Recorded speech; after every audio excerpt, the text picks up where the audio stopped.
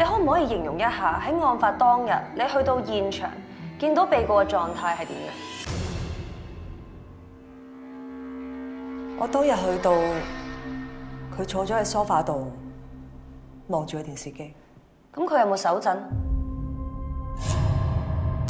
冇。咁佢有冇喊？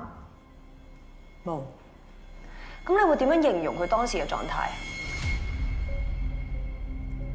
佢當時好平靜。你認為如果被告係俾人襲擊之後進入咗一個恐慌嘅狀態，然後胡亂刺傷咗對方咁多刀，然後有呢個狀態，你認為正唔正常？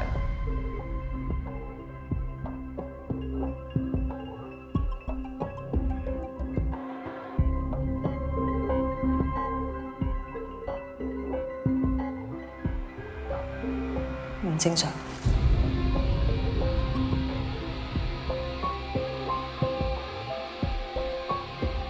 法官閣下，我問完。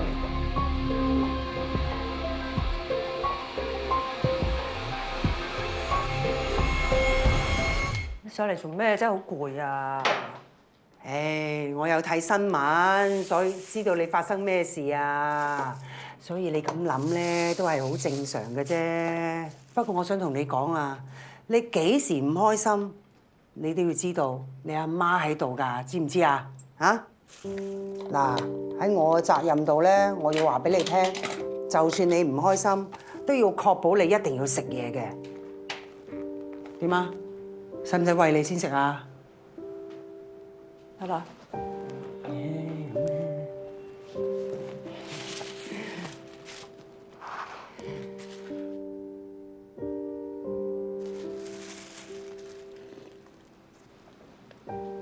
啲湯嗰啲味咧，好似你細個煲俾我啲湯咁。你中意啊？我下次上嚟煲俾你飲咧。我記得細佬都好中意。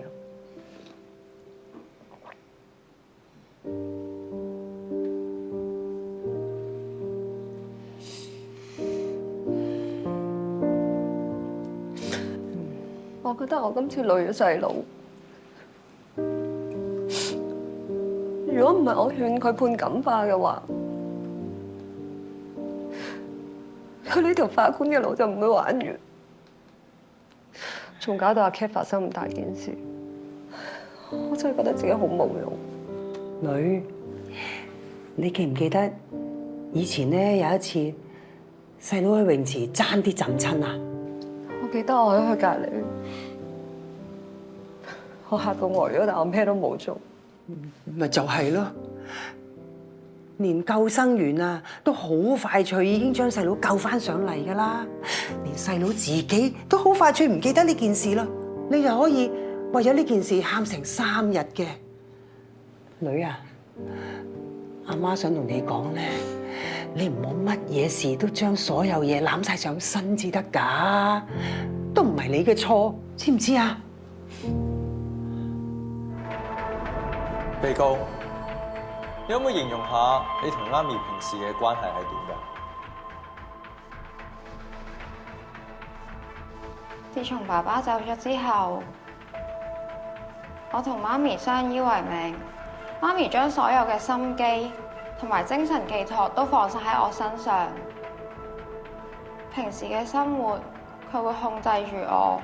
我每一日都要同佢講我去咗邊。有時佢唔會俾我玩電話，要我打開門沖涼。如果我夜咗返屋企，佢就會報警，揾警察帶我返屋企。你係咪好唔中意你媽咪呢一種做法？我唔係唔中意呢種做法，因為我知道媽咪其實佢做嘅所有嘢都係為咗我好，佢係想我讀書讀得好啲，所以先至咁嚴。但係佢有時會因為好少嘅嘢就發脾氣，我有叫過佢唔好咁惡，不過佢冇聽到。佢最惡係點樣對你㗎？佢試過攞個錘仔剝爛我個門鎖，佢都試過夾硬剪我啲頭髮。有時佢會拎住個錘，企喺我房門，逼我要溫晒啲書。法官閣下，證物 B10有幾張相，都可以睇到我當事人屋企周圍係好凌亂，同埋佢個房門個門鎖亦都受損，全部都係由受害人破壞而造成。被告，你喺咁嘅環境生活，驚唔驚？驚，所以我都好少會激佢。案發當日發生咗啲咩事？嗰一日，我又因為虐貓，俾人判罪。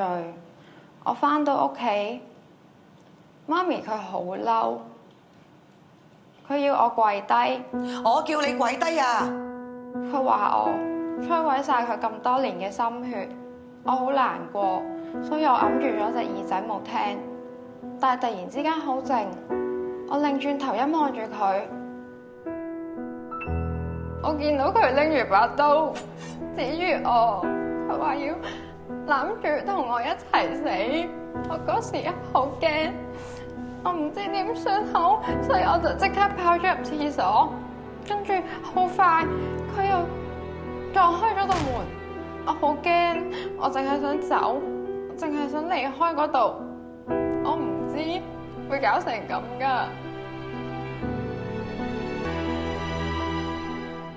案發當日，咁法官鄭姑娘係第一個趕去你屋企嘅。佢話你當時好平靜，冇喊，亦冇任何反應。我想問下你嗰陣時係諗緊乜嘢嘅咧？嗰時我唔知點算好，因為個地下度有好多血，媽咪又瞓咗喺嗰度，我都好憎我自己。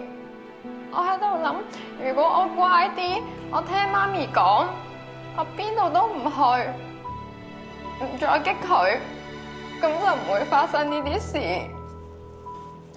我好憎我自己，如果媽咪真係死咗，我都會同佢一齊死。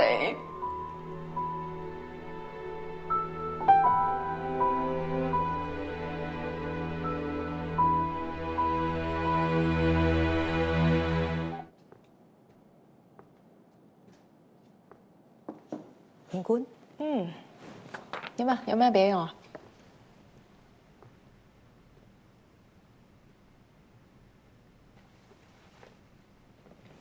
呢本筆記，我諗你要睇下。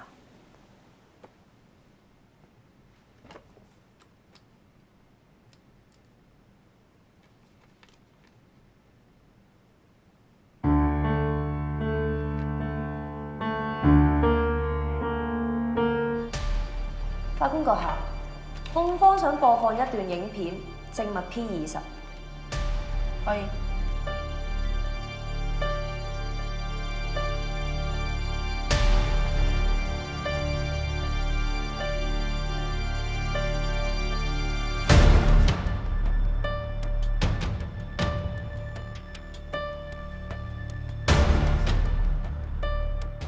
呢把刀係案發前3日你親自買嘅係咪啊？我諗住學煮嘢食啊！你想學煮嘢食，你可以喺普通嘅家具鋪買，唔需要去到專業嘅刀具鋪啊。因為呢間鋪頭就係喺我補習社附近，我順便買，我冇諗過咁多喎。係咪因為你知道一把專業嘅拆肉刀先足夠堅硬，俾你殺死你母親？我冇啊！法官閣下，控方要求重新傳召證人鄭少玲上庭作證，佢可以證明被告對受害人嘅襲擊係早有預謀。批准。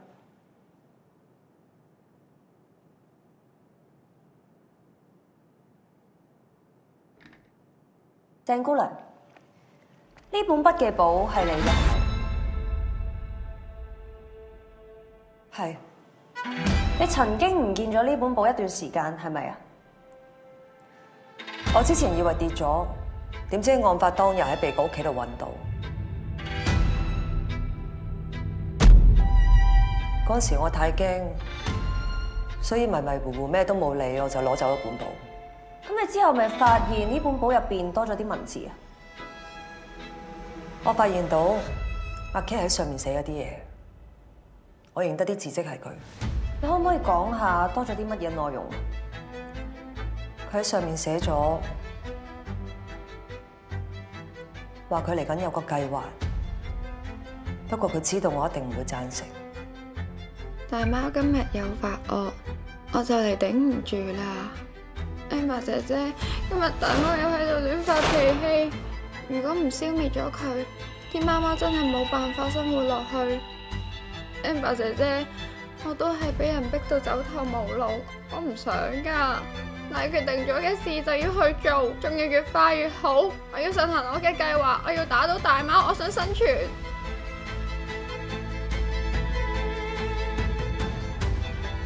鄭姑娘，你覺得被告所指嘅大貓係邊個？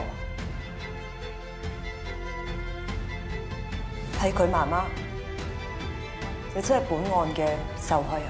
咁你認唔認同被告對受害人嘅襲擊係早有預謀嘅？